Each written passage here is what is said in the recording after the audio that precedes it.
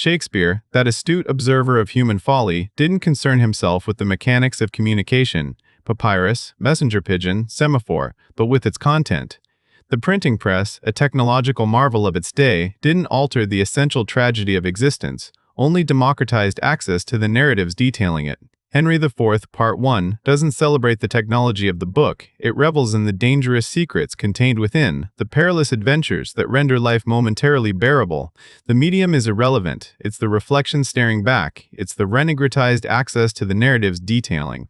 Shakespeare's printing press merely altered the delivery of tragedy, not the tragedy itself. It didn't foster deeper understanding, only wider dissemination of the story. To suggest that modern technologies possess some unique capacity to improve conversations is to ignore the fundamental limitations of communication. The great disruptor, the printing press, unleashed dangerous ideas and daring thoughts into the world with a dignity that our endless streams of WhatsApp messages can only dream of matching. Yet here we are, comparing the thrill of discovering a new idea in a printed pamphlet with the hollow satisfaction of a notification ping.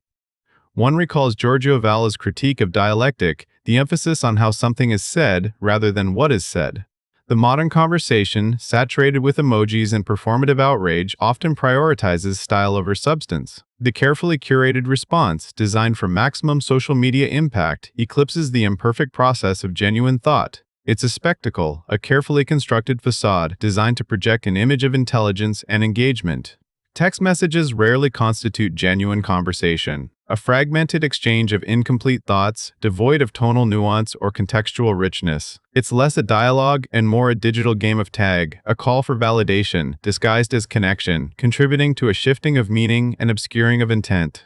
This emphasis on performance rather than genuine meaning echoes Wittgenstein's concerns about the erosion of language and the fragmentation of shared understanding. The compulsion to monitor the digital ether, to chase pings and buzzes, isn't mere distraction, it's a symptom of existential dread. The constant need for external validation, for the reassurance that something is happening, betrays a profound emptiness within. Though Ulrich Kellerer highlights the way the digital age has expanded business communication and connected the world, this interconnectedness doesn't equate to progress. Instead, it feels like a diagnosis of fragmentation. Constant notifications foster a culture of perpetual interruption, a state of cognitive fragmentation where sustained thought becomes an impossibility. We are not multitasking, we are merely oscillating between states of incomplete attention. To lament the loss of old-fashioned conversation is not to romanticize the past. Face-to-face interaction was never a utopian ideal. It was, and remains, fraught with power dynamics, miscommunication, and the inherent limitations of perception. However, it possessed a certain irreducible quality, a shared physicality, a mutual vulnerability, that is conspicuously absent from the digital realm. The body, often seen as an inconvenient vessel of experience, is effectively erased, replaced by a disembodied avatar, and in that erasure something essential is lost. In the hallowed halls of Harvard, where professors chew on chalk and spit out wisdom, a study revealed what any bartender could have told them: women value loyalty and trust. No shit, Sherlock. The irony is so rich, no analogy suffices. To suggest this is groundbreaking implies a collective amnesia regarding the fundamental requirements of human interaction. One of the chapters features a lawyer lamenting the state of his relationship, recalling how they used to spend hours talking, sharing their days, or enjoying each other's company. Now, however, they find themselves lost in the glow of their phones, scrolling through social media even when sitting side by side. This shared digital exile isn't a tragedy of lost romance, but a symptom of a pervasive condition, the substitution of being with appearing to be. The fear of missing something has eclipsed the terror of everything. Children, those innocent casualties of our digital revolution, are raised in a world where a parent's soothing voice competes with the hypnotic pulse of screens. The developmental pathways, once forged through the warmth of human touch and the melody of conversation, now risk weakening in the glow of digital light. We are teaching our children to speak the language of pixels, rather than the poetry of presence. Consider the touching tale of grandparents and grandchildren connected by FaceTime, this approximation of actual presence, where body language is interpreted through a pixelated screen and emotional depth is measured in lag time. It's as if we've perfected the art of watching someone through a keyhole, while pretending it's the same as being with them. To relegate a child to the cold glow of a tablet is to amputate a vital limb of a tablet is to amputate a vital limb of their emotional being.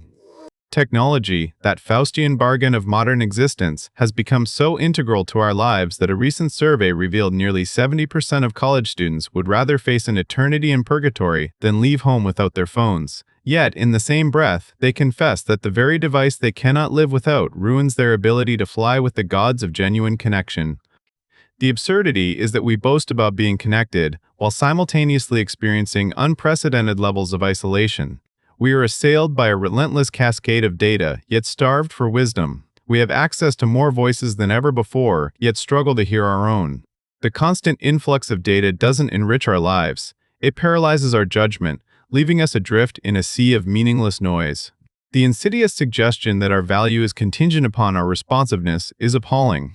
To suggest our worth is measured by the number of notifications we receive, and that being unavailable is a moral failing, is deeply troubling. The digital realm, much like Bentham's panopticon, fosters a sense of constant observation, a profound form of control that monitors our every move and dictates the terms of our engagement. And again, the claim that the discussion became focused and efficient without phones is a particularly tiresome refrain. It implies that the purpose of conversation is simply to transmit information, to achieve a predetermined outcome. The truth is, conversation is a messy, unpredictable process, a dance of ideas and emotions. To attempt to be focused and efficient is to stifle its very essence. A generation incapable of sustained focus, emotionally stunted, and terrified of genuine connection. A civilization adrift in a sea of information, incapable of distinguishing signal from noise, meaning from mere data points. The printing press broadened horizons. This simply shrinks the soul. To actively resist the siren song of digital distraction, to prioritize presence over communion, to reclaim the sanctity of the uninterrupted moment. These are not merely acts of rebellion, but essential acts of self-preservation. One doesn't solely blame technology. Technology doesn't cause the disconnect, the craving for external validation, or the illusion of connection. It merely provides a particularly efficient means of enriching them. It's a sophisticated palliative, a digital opiate for the masses, offering temporary relief from the existential ache. The pressure isn't confined to our minds, it resides in our inboxes, calendars, and the collective anxiety of colleagues dreading the phrase, "Let's circle back to this." In the end, the real question isn't whether technology will improve our conversations, it's whether we've forgotten what conversation even means.